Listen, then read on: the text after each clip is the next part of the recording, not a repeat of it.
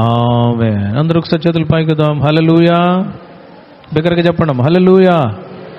ప్రియులారా, దేవుని యొక్క వాక్యం సెలవిస్తాం.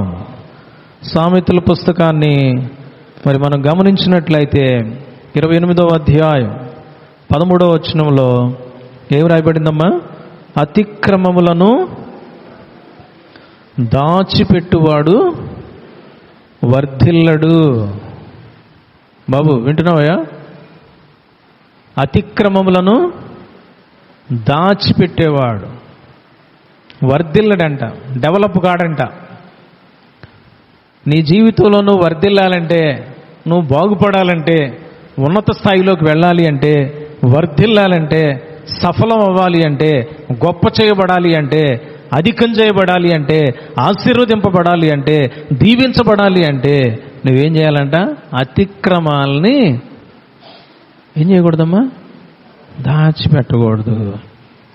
చాలామంది ఏమండి తమ జీవితంలో ఉన్నటువంటి చిన్న పెద్ద తప్పిదాలని, చిన్న పెద్ద బ్యాడ్ ప్రాక్టీసెస్ని, చిన్న పెద్ద ఇష్టాలని, దేవునికి వ్యతిరేకమైనటువంటి తలంపులను, ఏమండి దేవునికి వ్యతిరేకమైనటువంటి కార్యకలాపాలు, దేవునికి వ్యతిరేకమైనటువంటి పద్ధతులను, దేవుని వాక్యం బోధించినటువంటి, దేవుని వాక్యం విరోధించేటువంటి ప్రాక్టీసెస్ని, ఏది చూడకూడదో, ఏది తాకకూడదో, ఏది ఆశించకూడదో, ఏ దాని వెనకైతే వెంటపడకూడదో, దేన్ని సొంతం చేసుకోకూడదో, దేన్ని వదిలిపెట్టాలో, ఏమండి ఏమేమైతే నువ్వు చేయలేకపోతున్నావు ప్రియులరా, వాటన్నిటినీ కూడా నీ మనస్సులో బంధించుకొని ఉన్నావేమో, నీ హృదయంలో కప్పెట్టుకొని ఉన్నావేమో. భర్త మీద కానీ, భార్య మీద కానీ, అక్క మీద కానీ, చెల్లి మీద కానీ, అన్న మీద కానీ, తండ్రి మీద కానీ, తల్లి మీద కానీ, పిల్లల మీద కానీ, మనవళ్ళు మనవరాళ్ళ మీద కానీ ఏవేవైతే వ్యతిరేకమైనవన్నీ పెట్టుకొని ఉన్నావో ప్రియులారా, ఇవన్నీ కూడా నిన్ను బాధిస్తాయి. మరి ముఖ్యంగా అతిక్రమములు, దేవునికి వ్యతిరేకమైనటువంటి పనులు, దేవుడు చేయొద్దన్నా పనులు చేస్తున్నావు, దేవుడు చేయమన్నావి నువ్వు చేయటం లేదు. ప్రియులారా, ఇవన్నీ కూడా అతిక్రమములే. అంటే అర్థం ఏంటో తెలుసండి? అతి క్రమం అంటే క్రమాన్ని ఏం చేయటం అండి? క్రమాన్ని బ్రేక్ చేయటం, క్రమాన్ని తప్పి ప్రవర్తించటం అతిక్రమం. అది క్రమము లేని తనం నీ యొక్క జీవితంలో. యేసుప్రభు వారి దగ్గరికంట చివరి సమయంలో అనేక మంది వస్తారంట. ఏమ్మా ఏం చెప్తారు తెలుసు వాళ్ళు? చూద్దాం. మత్తయి సువార్త 7వ అధ్యాయం. మత్తయి సువార్త ప్రియులారా, మత్తయి సువార్త 7వ అధ్యాయం 22వ వచనం. ఆ దినమందు అనేకులు నన్ను చూచి, ప్రభువా ప్రభువా, మేము నీ నామమున ప్రవచింపలేదా? నీ నామమున దయ్యములను వెళ్ళగొట్టలేదా? నీ నామమున అనేకమైన అద్భుతములు చేయలేదా అని చెప్పుదురు. అప్పుడు నేను మిమ్మును ఎన్నడును ఎరుగను, అక్రమము చేయి వారులారా, నా యొద్ద నుండి పొండని వారితో చెప్పుదును. అక్రమం చేసేవాళ్ళు అంటే ఎవరాళ్ళు? దేవుని నామంలో ప్రవచించిన వాళ్ళే, దేవుని నామంలో అద్భుతాలు చేసిన వాళ్ళే, దేవుని నామంలో ప్రార్థన చేసిన వాళ్ళే, దేవుని నామాల్లో మీకు శుభం కలుగును గాకని పలికిన వాళ్ళే, నీలాంటి వాళ్ళు నాలాంటి వాళ్ళే, సేవకులు విశ్వాసులు దేవుణ్ణి ఎరిగినటువంటి వారే. వీళ్ళందరూ ప్రభు దగ్గరికి వచ్చి నీ నామంలో అవి చేసాం, అవి చేసాం, ఇవి చేసాం, నీ నామం ఇతరులకు హెల్ప్ చేసాం, వాళ్ళకి బట్టలు ఇచ్చాం, వాళ్ళకి భోజనం పెట్టాం అని ఎన్నో మాటలు చెప్తారంట. కానీ ప్రభు అంటున్నాడు, మీరేం చేశారు? అక్రమం చేసేవాళ్ళు అంటున్నాడు. అంటే మీ జీవితంలో క్రమము లేదు, క్రమము లేదు. క్రమం తప్పి ప్రవర్తించారు. గొప్ప పనులు చేసామని అనుకుంటున్నారు. మీ జీవితాల్లో క్రమము లేని పనులు ఎన్నో ఉన్నాయి. మీ లోపల ఎంతో చెడును దాచుకొని పైకి మాత్రం గొప్ప కార్యాలు చేసిన వారుగా నటించారు. వీరిని ఏమంటారంటే వేషధారణ అంటారు, నటన అంటారు, కపటం అని అంటారు. ఎదుటి వ్యక్తి కోసం నువ్వు ప్రార్థన చేస్తున్నావు, లోపలంతా కుళ్ళు పెట్టుకొని ఉన్నావు. వాక్యం సెలవిస్తా ఉంది ప్రియులారా, అతిక్రమములు దాచిపెట్టువాడు వర్ధిల్లడు. నీ యొక్క జీవితంలో ఏమండి అనేక రకాలైనటువంటి అతిక్రమములను నీవు దాచిపెట్టావు. తప్పులు చేసి కూడా, తప్పుడు మాటలు మాట్లాడు కూడా, వింతగా విచిత్రంగా ప్రవర్తించి కూడా, నేనే తప్పు చేయలేదు, నేను మంచి మాటలు మాట్లాడని అబద్ధాలు ఆడుతుంటారు కొంతమంది. అమ్మా ఏంది నువ్వు రాలేదా అని అంటే, నేను ఎప్పుడో వచ్చా అని అంటుంటారు.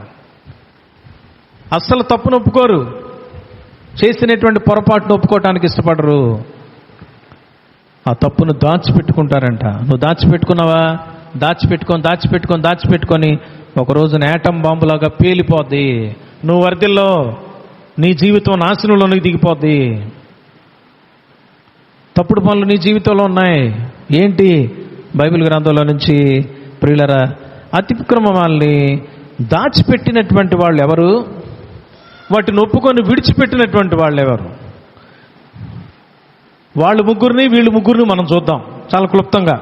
ప్రియులరా, మొట్టమొదటిగా మనందరికీ తెలిసినటువంటి ఒక వ్యక్తిని మనం చూద్దాం. యెహోషువ గ్రంథం 7వ అధ్యాయం. ఎవరుంటారమ్మా ఇక్కడ? యెహోషువ గ్రంథం 7వ అధ్యాయం. యెహోషువ గ్రంథం 7వ అధ్యాయం మనం గమనించినట్లయితే ప్రియులరా, ఎవరుంటారమ్మా? ఆకాను ఉంటాడు. మరి 7వ అధ్యాయాన్ని మనం గమనించినట్లయితే మొదటి వచనం, శపితమైన దాని విషయంలో ఇశ్రాయేలీయులు తిరుగుబాటు చేసిరి. ఎట్లనగా యోధా గోత్రములో జరహు ముని మనమడును, జబ్దీ మనమనుడును, కర్మీ కుమారుడునైన ఆకాను శపితము చేయబడిన దానిలో కొంత తీసుకొనెను. గనుక యెహోవా ఇశ్రాయేలీయుల మీద ఏం చేశాడు బాబు? ఏం చేశాడంట? చూస్తున్నావాడా? చూడు అక్కడ ఏముందో. ఇశ్రాయేలీయుల మీద కోపించెను. మొదటి వచనం, ఇశ్రాయేలీయుల మీద కోపం వచ్చిందంటే ఎవరి కోపం వచ్చింది? అమ్మ కోపం వస్తే తిట్టుద్ది, నాన్న కోపం వస్తే ఒక దెబ్బేస్తాడు. దేవుడు కోపం వస్తే చాలా డేంజర్ ప్రియులారా. వీళ్ళు ఎరికో మీదకు వెళ్తున్నప్పుడు ఇశ్రాయేలీయులతో దేవుడు చెప్పాడు, ఎరికో శాపగ్రస్తమైంది, అక్కడి నుంచి మీరు ఏమీ కూడా తీసుకురావటానికి వీల్లేదు. అర్థమైందమ్మా? చూడండి 6వ అధ్యాయం 18వ వచనం. 6వ అధ్యాయం 18వ వచనం. యవనస్తులు చూడాలి జాగ్రత్తగా. శపింపబడిన దానిలో కొంచెమైనను మీరు తీసుకొని ఎడల మీరు శాపగ్రస్తులై ఇశ్రాయేలీయుల పాళెమునకు శాపము తెప్పించి దానికి బాధ కలుగజేయుదురు. గనుక శపింపబడిన దానిని మీరు ముట్టకూడదు. దేవుడు ఏదైతే వద్దంటున్నాడో, ఏదైతే అబద్ధాలాడి సంపాదించొద్దంటున్నాడో, మోసం చేసి సంపాదించొద్దంటున్నాడో, వాక్యం ద్వారా ఏదైతే ఆజ్ఞాపించాడో అదంతా కూడా అబద్ధమైంది, పాపమైంది, శాపమైంది. అది నువ్వు పట్టుకున్నావంటే నీ జీవితానికి లాభాలు కాదు నష్టాలు వస్తాయి. జాగ్రత్త గుర్తుపెట్టుకో. అలనాడేదో ఆకాన సమయంలో జరిగింది అని వదిలేస్తామేమో, అది ఈ రోజు కూడా వాక్యం వర్తిస్తుంది ప్రియులారా. ప్రభు అన్నాడు, ఎరుకో మీదకి వెళ్ళినప్పుడు విజయాన్ని పొందుకున్న తర్వాత గమ్ముకు రండి, మీకేదైనా బంగారం కానీ వెండి కానీ ఇంకేదైనా విలువైనవి కనిపిస్తే అవేం చేయాలా? అవి తీసుకొని ముట్టకూడదంటే అర్థం ఏంటంటే వాళ్ళ కోసం ముట్టుకోకూడదు. అవి కనపడితే అవి తీసుకొచ్చి ఎక్కడ పెట్టాలంట? 19 వచనం చూడండి ప్రియులారా, 6:19. వెండియు బంగారును ఇత్తడి పాత్రలను ఇనుప పాత్రలను యెహోవాకు ప్రతిష్ఠితములగును, వాటిని యెహోవా ధనాగారములో ఉంచవలెను, లేకపోతే నా కోపం వస్తుందని అన్నాడు. ఆకాన్ ఏం చేశాడంట ప్రియులారా? ఆకాన్ అనేటువంటి వ్యక్తి మరి భయంకరమైనటువంటి తప్పు చేశాడు. 7వ అధ్యాయం 21వ వచనం. 7వ అధ్యాయం 21వ వచనం. దోపుడు సొమ్ములో ఒక మంచి సేనారు పై వస్త్రమును 200 తులముల వెండిని 50 తులముల ఎత్తుగల ఒక బంగారు కమ్మిని నేను చూచి వాటిని ఆశించి తీసుకొంటిని. చూచాడు. చూచినోడు ఏం చేయాలా? ఆశించొచ్చా? వద్దన్నాడుగా దేవుడు. దేవుడు వద్దన్న దాన్ని నువ్వు పట్టుకుంటే ఏమవుతావు? నీకు లాభం వస్తుందా? దేవుడు వద్దన్న దాన్ని నువ్వు చేస్తా, దేవుడు వెళ్ళొద్దన్న ప్రదేశానికి నువ్వు పోతా, దేవుడు చేయొద్దన్న పని చేస్తా, దేవుడు ముట్టుకోవద్దన్న డబ్బును ముట్టుకుంటా, అది నీకు నష్టం, అది నీకు లాభం కాదు, వర్ధిల్లు నువ్వు. ప్రియులారా, సరే ఏం చేశాడు? చూచాడంట, ఆశించాడంట, తీసుకున్నాడంట. ఎంత ధైర్యం, ఎన్ని గట్స్ అండి. అమ్మ చెప్పింది రే ముట్టుకోవద్దను, ముట్టుకుంటే ఏం చేస్తుంది? వాతలేస్తుంది. మరి దేవుడు చెప్తుంటే నీకు వాతేడా? అందుకేనేమో నీ జీవితంలో వాతలు, అందుకేనేమో నీ జీవితంలో కొన్ని పరిస్థితులు ఘోరంగా ఉన్నాయి, ఎదురుస్తూ ఉన్నావు, సమస్యలు వస్తున్నాయి, నష్టాలు వస్తున్నాయి, ఇబ్బందులు వస్తున్నాయి, ఇరుకులు వస్తున్నాయి. ఒకవేళ నీ జీవితంలో ఉన్న పాపాన్ని బట్టి వస్తుందేమో. గుర్తుపెట్టుకో ప్రియులారా, ఆకాను చూచాడు, ఆశించాడు, తీసుకున్నాడు. అంతేకాదు ఏం చేశాడు తెలుసా? అదిగో నా డేరా మధ్య అవి భూమిలో ఎడనేంట దాచబడి ఉన్నాయి. దాచిపెట్టుకున్నాడు. ఆయన అనుకున్నాడు ఆ యొక్క షేనారు వస్త్రాన్ని, వెండిని, ఏమంట బంగారు కమ్మిని, వస్తువులు నేను దాచిపెట్టాను అనుకున్నాడేమో. కానీ ఆయన దాచిపెట్టింది ఏందో తెలుసమ్మా? ఏం దాచిపెట్టాడు? పాపాన్ని దాచిపెట్టాడు, అతిక్రమాన్ని దాచిపెట్టాడు. ఎందుకు దాచిపెట్టాడు? ఎవరు కనపడకూడదని. అంటే వస్తువులు దాచిపెట్టాడేమో కనపడకుండా. ఆ వస్తువులు కనపడకపోతే తను తప్పుటోడుగా ఎవరికి ఎంచబడ్డు. అంటే తన పాపాన్ని కూడా దాచిపెడదామని మరి గొప్ప కార్యాన్ని చేశాడు. ప్రియులారా, ఈరోజు నా ప్రియ విశ్వాసి, ఇతను ఇశ్రాయేలీయుడే, ఇతను సమాజానికి సంబంధించిన వాడే. నీవు కూడా దేవుని సమాజానికి సంబంధించిన వ్యక్తివే. ఆదివారం మందిరానికి వచ్చి ఆరాధన చేస్తున్న వ్యక్తివే. అయితే నీవు కూడా నీ జీవితంలో ఏదైనా ఒక అతిక్రమాన్ని, బాబు జాగ్రత్తగా వినండి, అతిక్రమాన్ని దాచిపెడుతున్నామేమో. చిన్నదేలే అనుకుంటున్నామేమో, చిన్నదేనేమో, చిన్న బాంబే పేలిపోతే ప్రమాదం. చిన్న పామే ఎప్పుడు కరుస్తుందో కాటేస్తుందో తెలియదయా. చిన్న తప్పే, చిన్న చెడ్డమాటే, చిన్న పాపమే. ప్రియులారా, ఇతను ఆ పని చేశాడు. ఇశ్రాయేలీయులు అక్కడి నుంచి వచ్చేసినట్టు ఎవరికి తెలియదు. ఇది హాయి అనే దేశానికి ఓడించడానికి పోయారు. 3,000 మందిని పంపించాడు. వీళ్ళు ఏమయ్యారండి? ఓడిపోయి వెనక్కి తిరిగి వచ్చారు. మామూలుగా ఓడిపోయి తిరిగి వస్తే బాగానే ఉండేదేమో.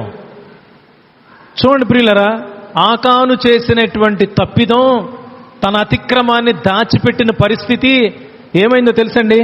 యెహోషువ పుస్తకం ప్రియులారా 7వ అధ్యాయం 4-5 వచనాలు ఒకసారి చూద్దాం. ఏముందమ్మా? కాబట్టి జనులలో ఇంచుమించు 3,000 మంది అక్కడికి వెళ్ళరు కానీ వారు హాయి వారి ఎదుట నిలువలేక శత్రువు దగ్గర నుంచి పారిపోవలసిన పరిస్థితి వచ్చింది. రెండవది, అప్పుడు హాయి వారు వారిలో 36 మనుష్యులను 36 మందిని పొట్టన పెట్టుకున్నాడు. ఎవరమ్మా పొట్టన పెట్టుకుంది? హాయి వాళ్ళు కాదు పొట్టన పెట్టుకుంది. ఎవరు పొట్టన పెట్టుకున్నారు? ఆకాను చేసిన పాపం. ప్రియ బిడ్డలారా, మీ ఇంట్లో మీరు చేసేది, యవనస్తులు కానీ, పిల్లలు కానీ, పెద్దోళ్ళు కానీ, భార్య కానీ, భర్త కానీ, నువ్వు చేసే తప్పు చిన్నదేమో, నీ కుటుంబానికి నాశనం తీసుకొస్తుంది. గుర్తుపెట్టుకో. నీ చుట్టుప్రక్కల ఉన్నటువంటి వాళ్ళని నాశనంలోకి నెట్టేస్తుంది. జాగ్రత్త. ఆకాను చేసినటువంటి ఈ పని, దేవుడు వద్దంటే చేసిన పని, దాచిపెట్టుకున్న పని, పాపాన్ని కప్పెట్టినటువంటి పని, 36 మంది చచ్చిపోయేటట్టు చేసింది. ప్రియులారా, శత్రువులు వీళ్ళు చంపాల్సింది పోయి శత్రువులు వీళ్ళని చంపేశారు. శత్రువులు పారిపోవాల్సింది పోయి శత్రువుకు వీళ్ళే భయపడి పారిపోయారు. ఈరోజు నీ జీవితంలో భయం ఎందుకు వచ్చి పారిపోతున్నావు తెలుసా? చిన్న చిన్న వాటికి. నీలో ఉన్న పాపమేమో. జాగ్రత్త. ఆకాను పాపం చేశాడు. ఏమండి? దేవుడు చెప్పేశాడు, మీరు పాపం చేశారయా అని. చీట్లు వేశారు. ఆకాను పేరు మీద చీటీ వచ్చింది. చీటీ వేసిన తర్వాత ఆకాను పేరు మీద చీటీ వస్తే అప్పుడు యెహోషువ పిలిచి, నాయనా కుమారుడా, నువ్వేం చేసావో మొత్తం చెప్పాయా అన్నాడు. అప్పుడు వచ్చి చెప్తున్నాడు ఈయన 7వ అధ్యాయం 21వ వచనంలో, షేనారు వస్త్రాన్ని తీసుకున్నా, ఏమండి 2 తులముల వెండిని 50 తులాల ఎత్తుగల ఒక బంగారు కమ్మిని తీసుకున్నానని అప్పుడు చెప్తున్నాడు. అప్పుడు ఒప్పుకుంటున్నాడు. ఏమండి? ఒప్పుకుంటున్నాడు. పశ్చాత్తాపం లేదు. దేవుడు డిసైడ్ చేసేసాడు అతన్ని.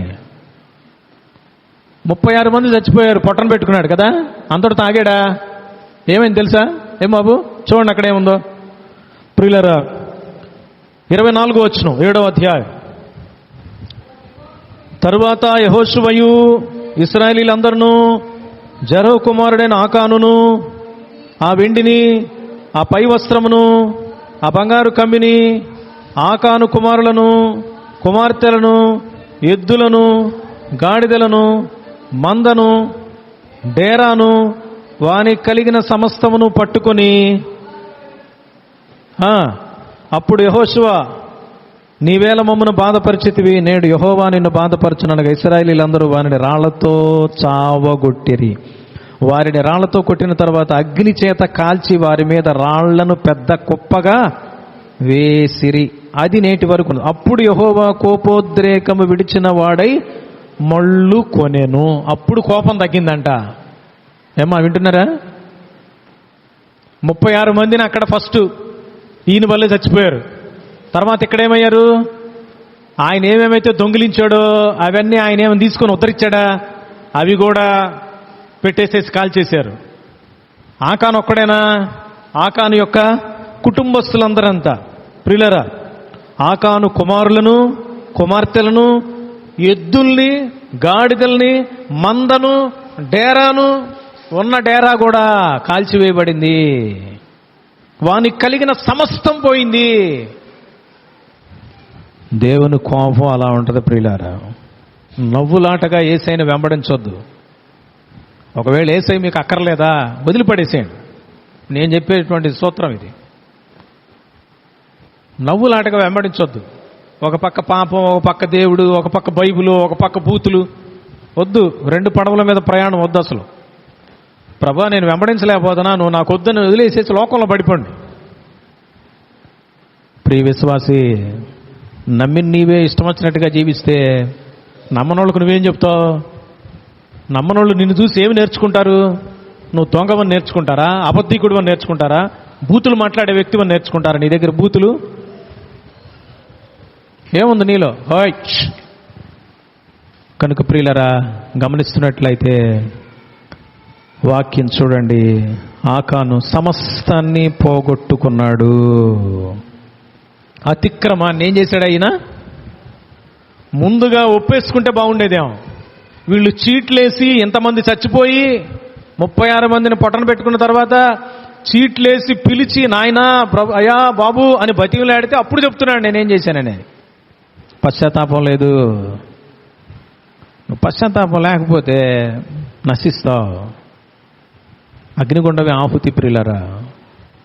ఇంకా కనికరం లేదు. వాటిని ఒప్పుకొని విడిచిపెట్టువాడు ఏమవుతాడంట?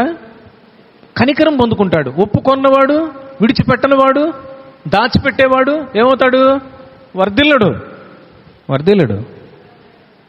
నాశనం అయిపోతారు. నాశనం అయిపోయాడు ఆకాను. తనే కాదు, తన ఇంటి మొత్తానికి నాశనం తీసుకొచ్చాడు. నీవు నీ ఇంటికి ఆశీర్వాదం తేవాలనుకుంటున్నావా? నాశనం తేవాలనుకుంటున్నావా? నీ చుట్టూ ఉన్న సమాజాన్ని రక్షించాలనుకుంటున్నావా? అందరినీ కట్టకట్టుకొని నరకంలో పడవేయించాలని ఆశపడుతున్నావా? ఆలోచన చేయి. 2వ వ్యక్తి చూడండి ప్రియులరా. 2వ వ్యక్తి మనందరికి బాగా తెలిసినటువంటి వ్యక్తి. 2వ రాజుల గ్రంథం 2వ రాజులు 5వ అధ్యాయం. 2వ రాజులు 5వ అధ్యాయం 20వ వచనం నుంచి కొన్ని మాటలు చదువుదాం. ప్రియులరా, ఇదంతా చెప్పనుగా నేను మరి సిరియా దేశంలో ఉన్నటువంటి అన్యుడైనటువంటి నయమాను కుష్ఠరోగంతో బాధపడుతున్నాడు. తన ఇంటిలో ఇశ్రాయేల్ దేశం నుంచి చెరగొని తీసుకొచ్చిన ఒక చిన్న అమ్మాయి.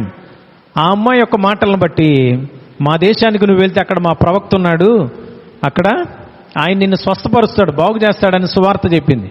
ఆ సువార్తను విని నయమాను ఏం చేశాడంటే ప్రియులరా, మరి ఎలీషా దగ్గరికి వచ్చాడు ఇశ్రాయేల్ దేశానికి.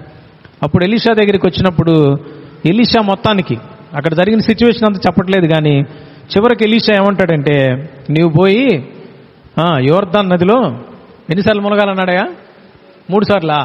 7 సార్లు మునగమని చెప్పాడు. అప్పుడు ఈయన మొదట్లో తటపటా ఇచ్చిన వెనక్కి వెళ్ళి మునిగాడు. 7 సార్లు మునిగేటప్పుడు కల్లా ఆయన కుష్ఠరోగం అంతా పోయింది, పసిపిల్లల దేహంలాగా అయిపోయింది.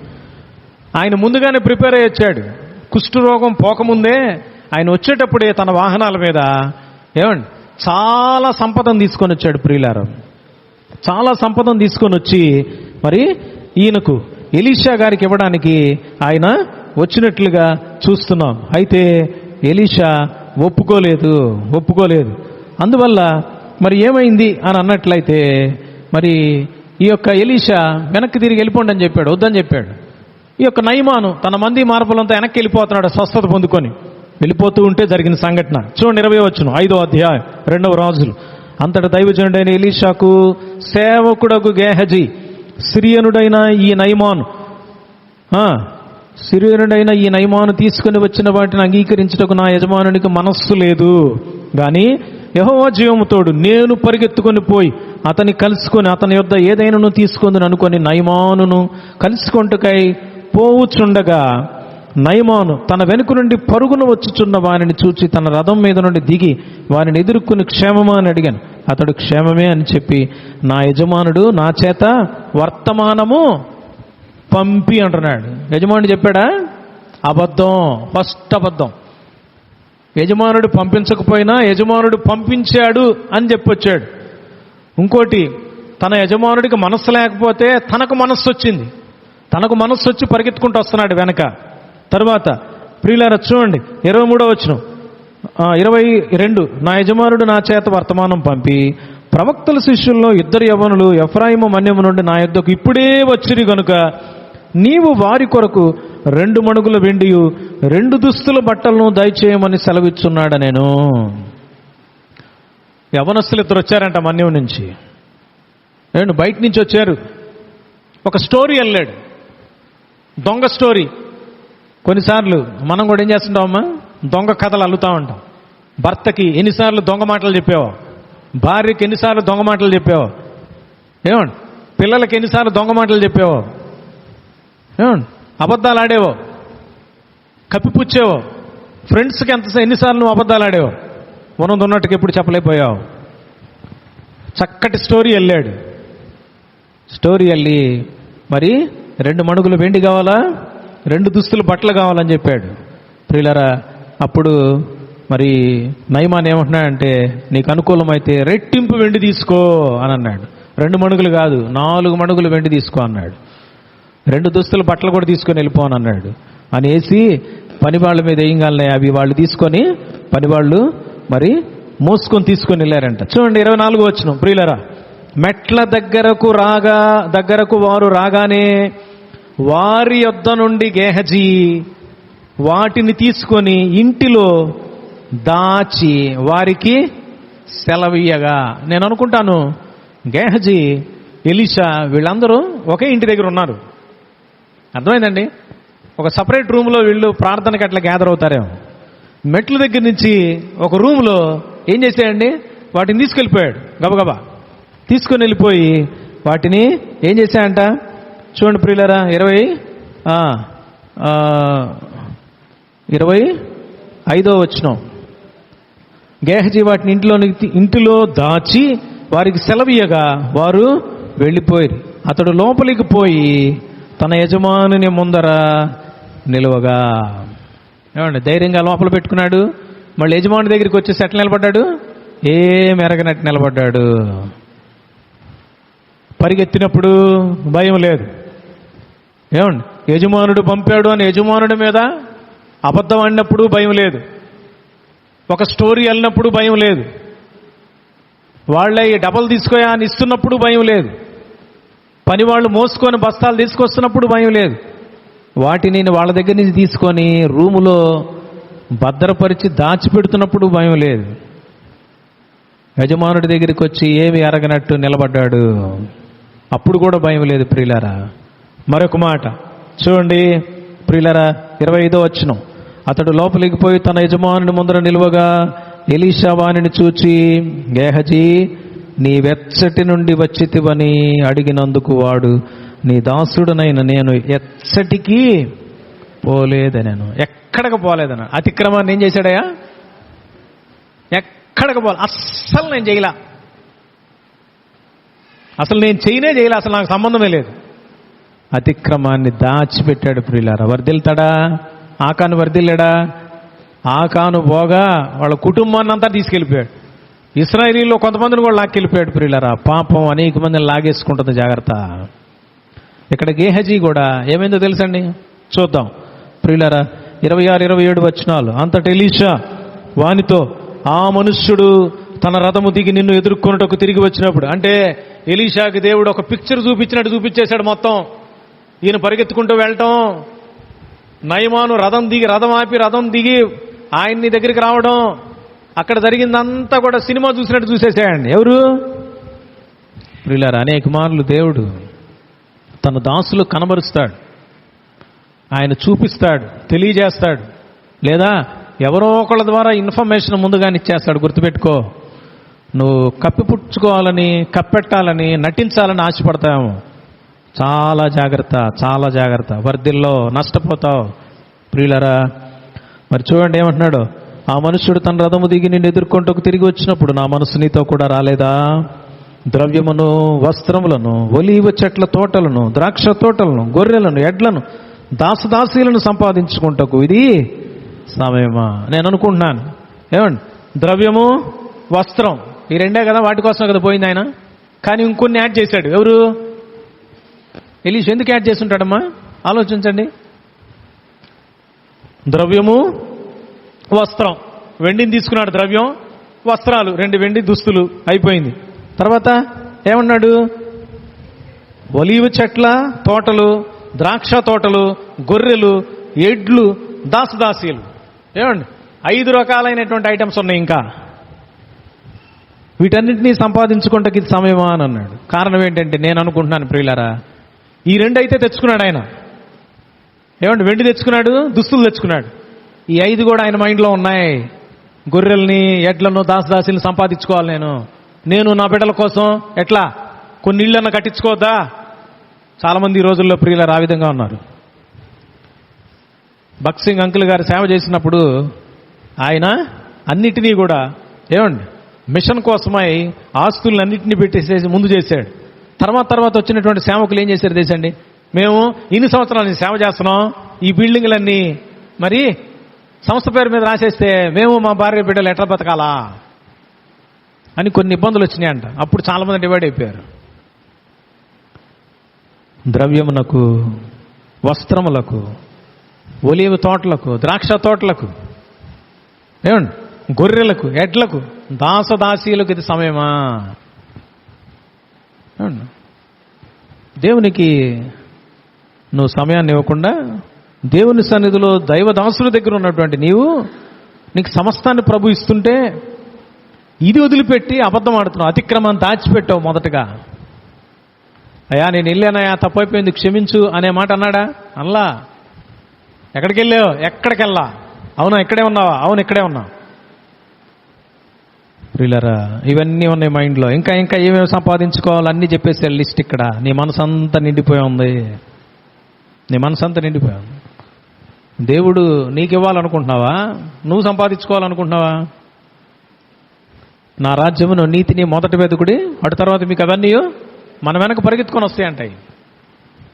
ప్రియమైనటువంటి దేవుని బిడ్డలారా, ఏమైందో తెలుసా? 27వ వచనం చూడండి, పనిష్మెంట్ ఏముందో. కాబట్టి నయమానునకు కలిగిన కుష్టు, నయమాన్ నుంచి ఏదైతే కుష్టు రోగం ప్రక్కకెళ్ళిపోయిందో ఆ కుష్టు రోగం తిరిగి నిన్ను పట్టుకుంటుంది ఇప్పుడు అని అన్నాడు. చూడండి, ఆయనకొక్కడే పట్టుకుంటే పర్వాలా. ఏముందో చూడండి ప్రియులారా, నయమానునకు కలిగిన కుష్టు నీకును నీ సంతతికిని. అయా సంతానానికి కూడా వచ్చింది, సరేలే అని అనుకుంటే కాదు. ఎప్పుడు దాకంట?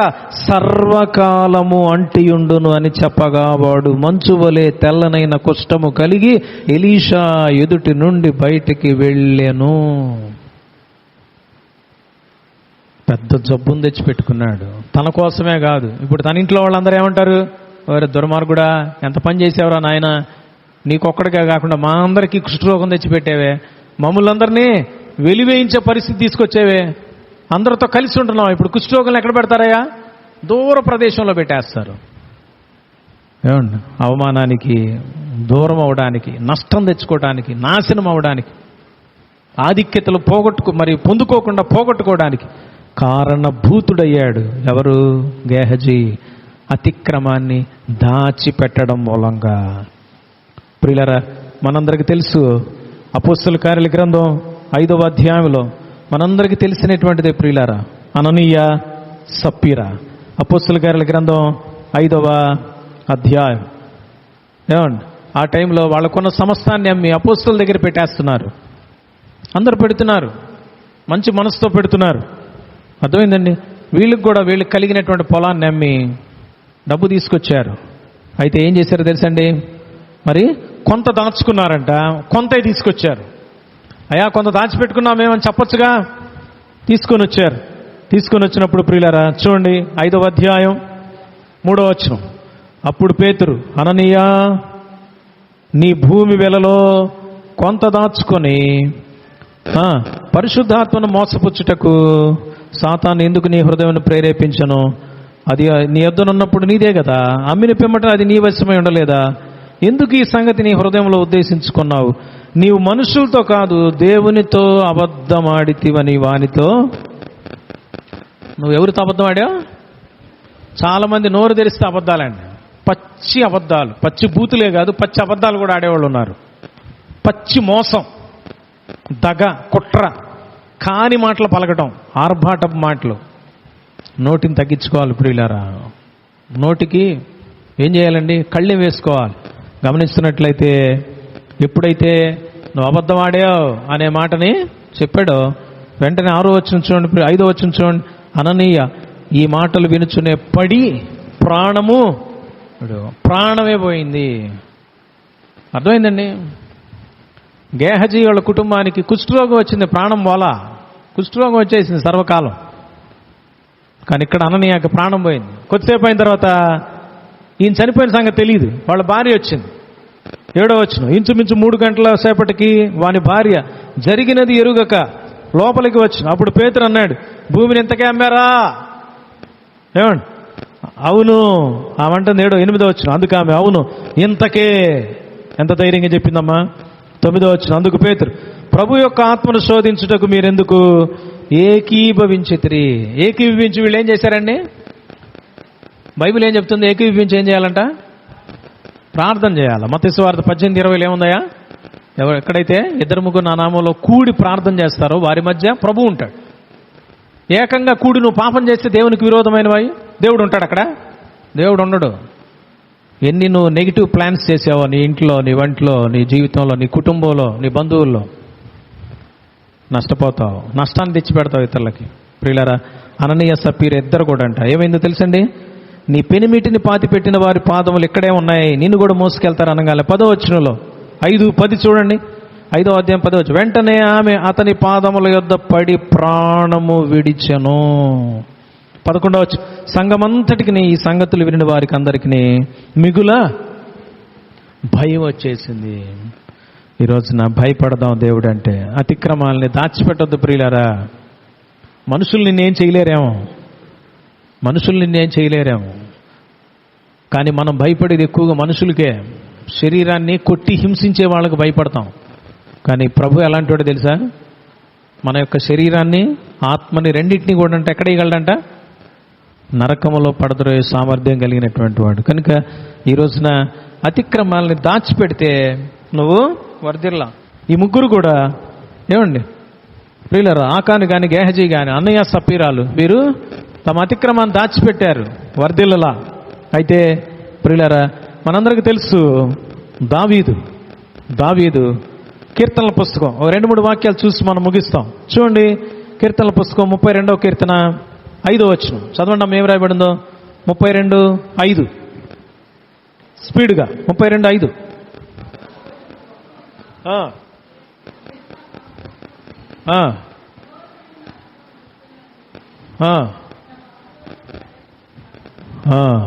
ప్రియమైనటువంటి వాళ్ళరా, అంతేకాకుండా 51వ కీర్తనలో బత్షెబ అనే స్త్రీతో పాపం చేసిన తర్వాత ఏమండి నాతాను ప్రవక్త చెప్పిన తర్వాత తను రాసినటువంటి కీర్తన ఇది ప్రియులారా. ఏమన్నాడు తెలుసండి? 4వ వచనం. నీకే విరోధముగా నేను పాపం చేసి ఉన్నాను, నీ దృష్టి ఎదుట నేను చెడుతనము చేసి ఉన్నాను. ప్రియులారా, అంతేకాకుండా ఏమంటాడు తెలుసండి? 7వ వచనం, నేను పవిత్రుడగునట్లు హిస్సోపుతో నా పాపం పరిహరింపము, హిమము కంటేను నేను తెల్లగా ఉండినట్లు నీవు నన్ను కడుగుము. అర్థమైందండి? 11వ వచనంలో కోరుతున్నాడు చూడండి, నీ సన్నిధిలో నుండి నన్ను త్రోసివేయొద్దు, నీ పరిశుద్ధాత్మ నా యుద్ధ నుండి తీసివేయొద్దు. నీ రక్షణ ఆనందం కోల్పోయా పాపాన్ని బట్టి. రక్షణ ఆనందం కోల్పోతాం పాపం చేస్తే, కానీ ఆ పాపాన్ని ఒప్పుకొని విడిచిపెడితే ఆనందాన్ని మరలా తిరిగిస్తా అంట ప్రభువారు.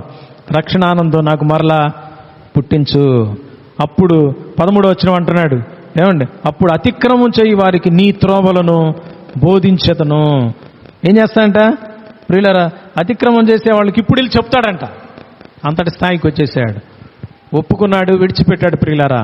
అందుకని ఆయన వర్ధిల్లాడు.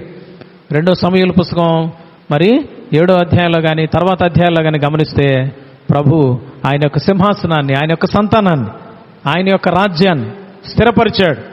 ఆయన తర్వాత ఎన్నటన్నిటికీ ఉండేటువంటి విధంగా తన రాజ్యాన్ని సుస్థిరం చేశాడు ప్రభు. దావీదు యొక్క వంశంలో నుంచే యేసుక్రీస్తు ప్రభు వారు వచ్చాడు. ఆ వంశం కింద ఈ రోజున మనందరం ఉన్నాం, యేసయ్య యొక్క రాజ్యంలో ఉన్నాం. ఎంత గొప్ప విషయం! ఆయన రాజ్యం, ఆయన సింహాసనాన్ని, ఆయన సంతానాన్ని ప్రభు ఎండ్ చేయలేనటువంటి స్థితిలోనికి తీసుకొచ్చాడు. కారణం, అతిక్రమం చేశాడు ఆయన కూడా. కానీ అతిక్రమాన్ని ఏం చేశాడు ఆయన? దాచిపెట్టుకోవాలా, ఒప్పుకున్నాడు, విడిచిపెట్టాడు. ప్రభు యొక్క రక్షణ మరలా కోరుకున్నాడు. ఆనందం నాకు కావాలన్నాడు. మరలా నేను ఈ పాపం చేయనయ్యా అన్నాడు. హిస్సోపుతో కడుగన్నాడు, నీ రక్తంతో కడుగనన్నాడు. ఎంత గొప్ప విషయం ప్రియులారా! దావీదు ఏం చేశాడండి? అతిక్రమం దాచిపెట్టలా, కానీ వాటిని ఒప్పుకొని విడిచిపెట్టాడు కాబట్టి కనికరము సంపాదించుకున్నాడు. 2వ వాడు మనందరికి తెలిసినటువంటి మరి పేతురు ప్రియులారా. పేతురు మత్తయి సువార్త 26వ అధ్యాయం 75వ వచనంలో కానీ, మార్కు సువార్త 14వ అధ్యాయం 72వ వచనంలో కానీ ఎప్పుడైతే మరొకసారి నేను యేసయ్యను ఎరుగును అని అన్నాడో 2వ మారు కోడి కూసిందంట. ప్రభు చెప్పాడు, అయా ఉదయం అయ్యేలోగా 2 మార్లు కోడి కూసే లోపుగా నువ్వెన్నిసార్లు అబద్ధం ఆడతావు నేను ఎరగనని? 3 సార్లు అబద్ధం ఆడతావని చెప్పాడు. 3 సార్లు జరిగిపోయింది. వెంటనే ప్రభు చెప్పిన మాటను తలంచుకొని, ఆ మాటను జ్ఞాపకం చేసుకొని, అంటే ప్రభు మాటను జ్ఞాపకం చేసుకుంటున్నాడు. జ్ఞాపకం చేసుకుని ఏం చేస్తున్నాడంట? పశ్చాత్తాపంతో ఏడ్చి ప్రార్థన చేస్తున్నాడు ప్రభువా అని. ప్రియమైనటువంటి వాళ్ళు, తన తప్పుని తెలుసుకున్నాడు, విడిచిపెట్టాడు, ప్రభు వైపు చూచాడు, మరలా కనికరం పొందాడు. ఏమండి ప్రియులారా? తన తప్పును తెలుసుకున్నాడు, మరలా ప్రభు దగ్గరికి వచ్చాడు. యేసు ప్రభు వారు తిరిగి లేచిన తర్వాత మరి యోహాను సువార్త 21వ అధ్యాయంలో మరి పేతురుతోనే ప్రభు మాట్లాడాడు. మత్తయి సువార్త 16వ అధ్యాయంలో ప్రభు పేతురుతోనే మాట్లాడాడు. నీవు ఎవరివి? సిమోను, నీ పేరు పేతురు అనబడుతుంది. పేత్రూస్ అని అంటే గ్రీకు భాషలో ఏంటంట? ఒక బండరాయి ముక్క అంట. ఇదిగో ఈ బండరాయి ముక్క మీద నా సంఘాన్ని కడతాను. సంఘానికి మూలకు తలరాయి యేసుప్రభు వారు అయితే, మూలరాయి యేసుప్రభు వారు అయితే, మరి పేతురు ఒక చిన్న రాయిగా ఉండి మొట్టమొదటి సంఘాన్ని ఫామ్ చేయటానికి అతని ప్రసంగం ద్వారానే 3000 మంది రక్షించబడ్డారు.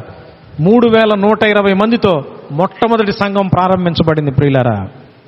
కనుక పేతురుని వాడుకున్నాడు, పేతురుని విడిచిపెట్టలా. కారణం, పేతురు యేసయ్య మాటను జ్ఞాపకం చేసుకొని పశ్చాత్తాపడ్డాడు, క్షమాపణ అడిగాడు, ప్రభు వైపు చూచాడు, కనికరం పొందుకున్నాడు. అతిక్రమాన్ని దాచిపెట్టలా. అయ్యో నేను తప్పు చేశాను, పాపం చేశాను.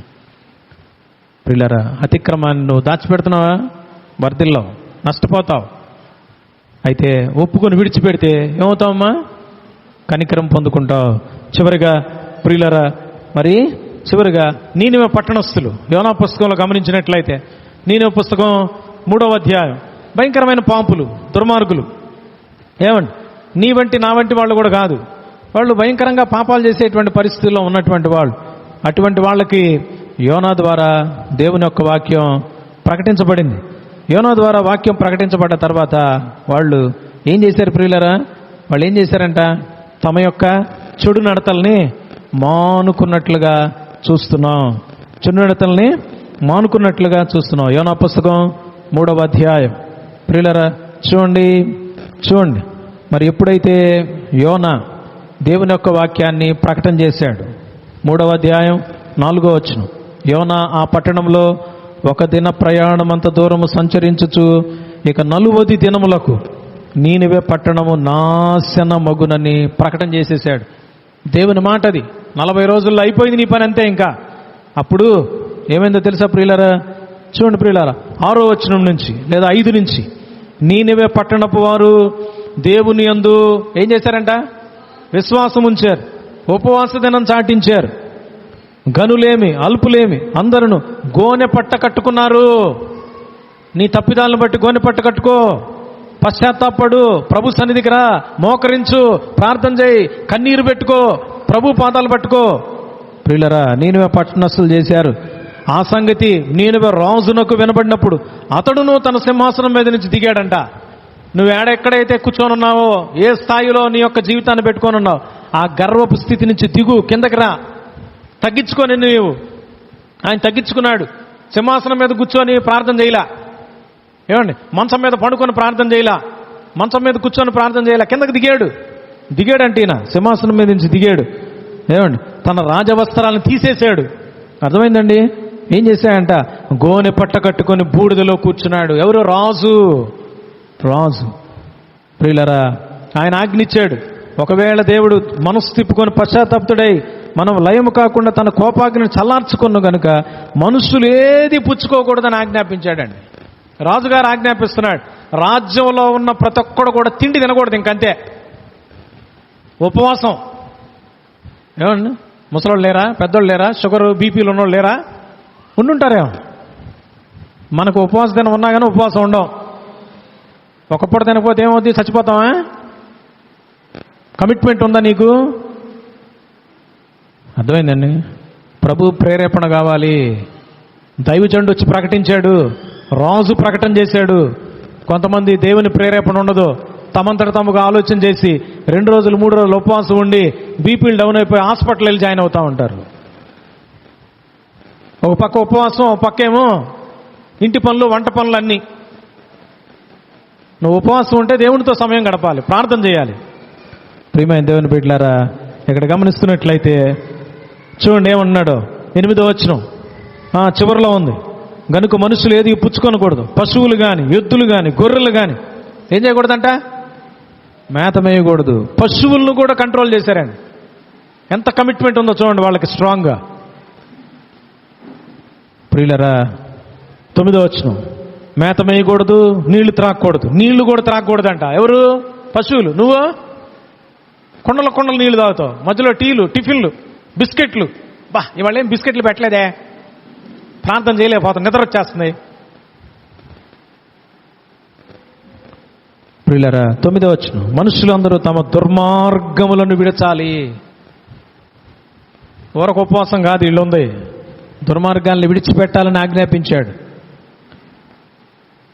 తాము చేయు బలాత్కారం మానివేయాలి. మనుషులేమి పశువులేమి సమస్తమును గోనె పట్ట కట్టుకోవాలి. జనులు మనఃపూర్వకముగా దేవుణ్ణి వేడుకొని ప్రార్థన చేయాలి. అసలు ఇది సామాన్యమైన విషయం కాదండి. ఆ టైంలో నేనే వాళ్ళ విషయంలో జరిగిన విషయం. ఎంత కమిట్మెంట్! నీకు నాకు ఎన్ని పనులు, ఆ పనుల మీద ఉన్న శ్రద్ధ దేవుని మీద ఉండదు. ఎక్కడికైనా వెళ్ళాలి అంటే ఆదివారం ఆరాధనలో కూడా మనసు ఏడు ఉండదు మనకి. ఎక్కడో ఎల్లయ్య దగ్గర, పొల్లయ్య దగ్గర ఉంటుంది మనకు మనసు. ఎక్కడో ప్రయాణం మీద ఉంటుంది, ఎక్కడో తిండి మీద ఉంటుంది, ఇంట్లో చేసుకొని వచ్చిన బిర్యానీ మీద ఉంటుంది మనసు. రాజు అంటున్నాడు, అన్యుడైన రాజు అంటున్నాడు, అన్ని మానేయాలి, ఉపవాసం ఉండాలి. పశువులు కూడా గోనె పట్టలు కట్టండి, దుర్మార్గాలను విడిచిపెట్టాలా, పచ్చి మంచినీళ్ళు ముట్టుకోకూడదు. ప్రియులారా, ఏమైందప్పుడు? 10వ వచనం, ఈ నేనే వారు తమ చెడు నడతలను మానుకొనగా వారు చేయుచున్న క్రియలను దేవుడు చూచి పశ్చాత్తాపుడై వారికి చేయుదునని తాను మాట ఇచ్చిన కీడు చేయక మానేది. What a wonderful god. అందరూ ఒకసారి చేతులు పాకి దేవునికి స్తోత్రాలు తెలియపరచు. హల్లెలూయా. ప్రియులారా, మనందరం చేతులు పైకెత్తి ఒక కమిట్మెంట్ తీసుకుందామా? ప్రభువా, నా అతిక్రమాన్ని నేను దాచిపెట్టను, ఈరోజే, ఈ క్షణమే ఒప్పుకుంటా, విడిచిపెట్టేస్తా. నేను తప్పు చేయలేదు, పాపం చేయలేదు, నేను పరిశుద్ధంగా ఉన్నా అని నువ్వు అనుకుంటే పొరపాటు ప్రభు అంటున్నాడు. ఎక్కడో చోట నీ మనసులో, హృదయంలో, ఏదో ఒక విషయంలో, ఎవరో ఒక విషయంలో నువ్వు తప్పు చేశావు, నీ తప్పిదాన్ని ఒప్పుకుంటావా? అందరూ ఒకసారి తమ కుడి హస్తాన్ని నన్ను పైకెత్తి మనసులో ప్రార్థన చేసుకోండి. ప్రభువా, అతిక్రమం దాచిపెట్టేవాడు వర్ధిల్లుడు అంటున్నారు, వాటిని ఒప్పుకొని విడిచిపెట్టేవాడు మరి కనికరం పొందుతాడు అంటున్నారు. అయ్యా, నన్ను క్షమించు, నా అతిక్రమాన్ని బ్లంట్గా నీ ఎదుట ఒప్పుకుంటున్నా. మనుషులందరి దగ్గరికి వెళ్ళి నువ్వు పెద్దగా చెప్పాల్సిన పనిలే. నీ మనసులో అబద్ధం ఆడకుండా ఇప్పుడైనా చెప్పు, ప్రభు అబద్ధం ఆటలా, ఇదిగో తప్పు చేశా, భార్యకు విరుద్ధంగా, భర్తకు విరుద్ధంగా, పిల్లలకు విరుద్ధంగా, ఎదుటింటి వాళ్ళకి విరుద్ధంగా, స్నేహితులకు విరుద్ధంగా, బంధువులకు విరుద్ధంగా, తల్లిదండ్రులకు విరుద్ధంగా. మీకు చేతులు లేవా? చేతులు పైకెత్తన్నా, కళ్ళు మూసుకోండి, ప్రభువుకు ప్రార్థన చేయండి, ప్రభు ఎదుట ఒప్పుకొని విడిచిపెడదామా? ప్రభు కనికరించాడయ్యా, దావీదును కనికరించాడు, ప్రభు పేతురును కనికరించాడు, ప్రభు నీనెవ పట్టణస్థులను కనికరించాడు. నిన్ను కనికరించడా? కనికరిస్తాడు. ఒప్పుకుందాం, విడిచిపెడదాం.